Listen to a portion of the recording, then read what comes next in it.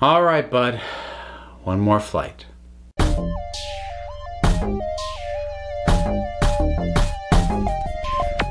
There has just been a friggin' avalanche of trailers lately, and it's been really annoying because I would like to have ignored more. There were a lot that I did ignore. I would like to have ignored more of them, but a lot of these I want to talk about. So as a result of this, you had 2 videos yesterday, you're getting 2 videos today. I don't like doing more than 1 video in a day. I feel like I'm spamming people's feeds when I do that, but this is what I gotta do, otherwise it throws my entire month schedule completely out of whack. Serves me right for trying to plan ahead. So, How to Train Your Dragon 3. First trailer.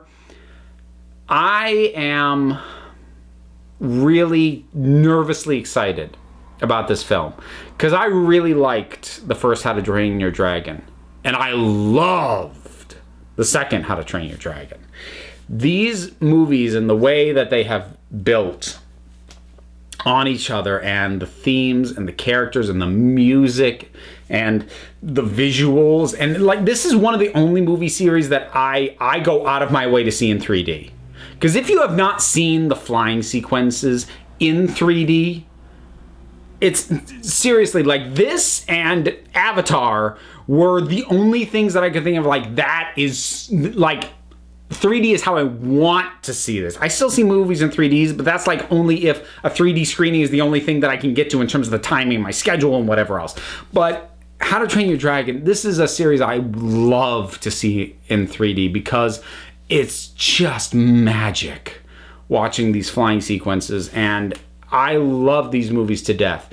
And I was nervous because I do love these, and I have a lot of faith in the people behind them, because it's maintaining the same team, and they've made some really bold and very smart decisions in the telling of these stories and the way things have unfolded. But at the same time, you know, there are plenty of series where you get 1 or even 2 great entries, and then there isn't enough gas left in the tank to cap it off right. You know, Spider-Man 3, Godfather 3, Dark Knight Rises. You know, third entries, even when it is actually intended to close out a series, can be really rough. But then again, every now and then it works and you get a Toy Story 3. So, what do I think about this trailer? There's a lot to like here. And seeing wonderful emphasis put on the interaction of these characters and them bouncing off each other, and so much emphasis on the bond between Hiccup and Toothless, because that really is the heart of this, and has been since the beginning. And there is a sense of melancholy and finality to this trailer, and I expect will be in the movie, that I hope will make me sad in a satisfying way. Because, you know, I would be very sad, will be very sad to see this series end. At the same time, if it's going to end, I want it to end properly. And ending the series properly probably means making me cry. And I'm game for that. And they don't seem to be hiding where they're going with this, because things have been said. It was early enough in the development that I didn't know if it was going to hold true all the way through, because I think animation, possibly more than any other type of filmmaking, can really transform from when you start to when you finish. But there was stuff said very early on that this film was going to be about why dragons aren't around anymore. And even if the answer isn't they all died and went extinct, that's still going to be sad, however that ends up being. So they seem to be being really upfront with this being the tone of it, this being the mood of it. And I appreciate that boldness, because the franchise has been pretty bold with its handling of serious moments, serious questions.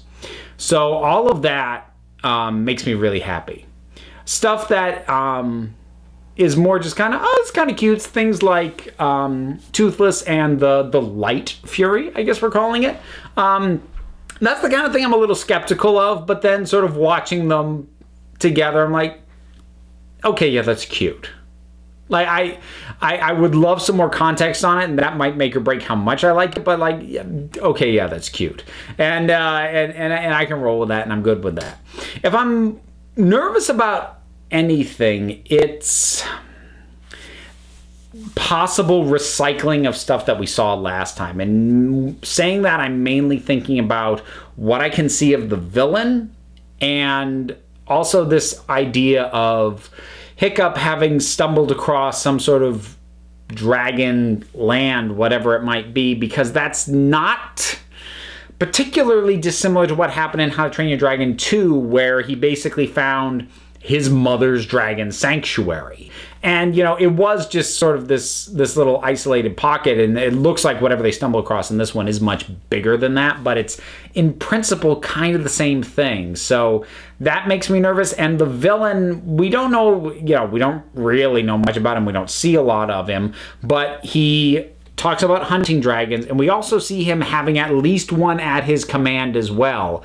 And so maybe he doesn't have an army of dragons, the way that the villain in the second one did, but it does appear to be, he does appear to have at least one. So it's ringing similar notes to the villain from the second one, and that makes me nervous as well, because I would be really sad if the film ended up hinging its concluding plot on a redundant, repetitive villain. So those are the two things that I'm nervous about, but only slightly nervous, because again, at this point, I have a pretty good amount of confidence in this team to deliver something really great.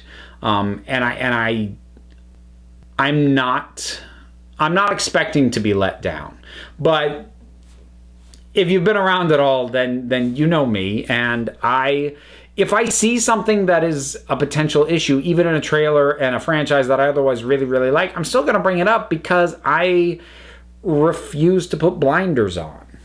Like, and these things that I pointed out are not automatic pitfalls. They're just things I'm looking at going, I hope that is not the bad version of what I could see it being. I just hope it's not that, because that's what it is. It's me hoping that these are not issues, but recognizing that they could potentially be. Because I'm tangenting a little bit now, but I feel like I get accused of being a buzzkill, and I can be, but a little more than is warranted, because I like to be realistic about the challenges that any given film project can face. And as I get more information about it, what those challenges could be and my sense of them is going to change. It's either going to firm up and go, yeah, that's going to be the problem, or it'll be like, okay, seems okay, just watch out for that. But we'll see. And I'm really hopeful for this, because I enjoyed the first one greatly. The second one, the year that it came out, it was my favorite movie that year. I've got a lot of hope sort of poured into this, because I would love a really strong completed trilogy out of this story, because I've enjoyed the heck out of it. So How to Train Your Dragon 3 first trailer, what are your thoughts on it? Whatever they are, drop something down in the comments. Let's talk about it. There's all the stuff to do. Support me on Patreon, like, subscribe, follow me on Twitter, podcast, buy a t-shirt. Links for all that stuff and things that I didn't even remember to mention are down in the description. So until next time, this council is adjourned.